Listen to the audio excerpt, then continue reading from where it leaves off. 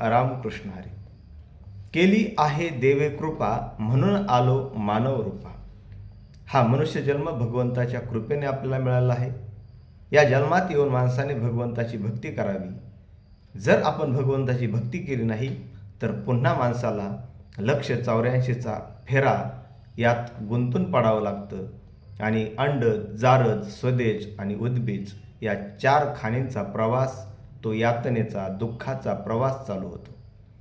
संत शेख महमूद महाराज म्हणतात, ज्यावेळेस एखाद्याला हरणाचा जन्म मिळतो तर त्याच्या पाठीमागे कुत्रे लागतात किंवा शिकारी त्याच्या पाठीमागे लागतो आणि त्याला फाडू खातात.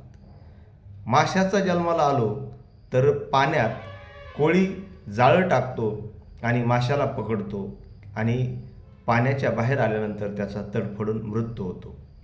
कोंबडा,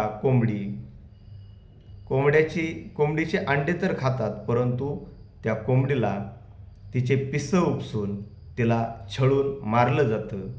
अशा अनेक प्राण्यांची हालहाल करून मारलं जातं.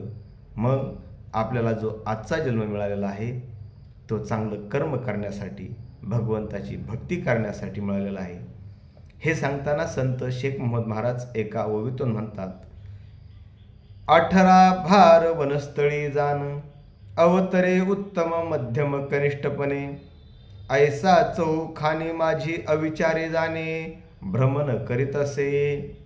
आणि मग आपण जर चांगलं कर्म केलं नाही तर या 4 खाणीमध्ये आपल्याला पुन्हा जावं लागेल. यासाठी या जन्मात येऊन चांगलं कार्य करावं, भगवंताची भक्ती करा, हेच संत शेख महमूद महाराज आपल्याला सांगत आहेत.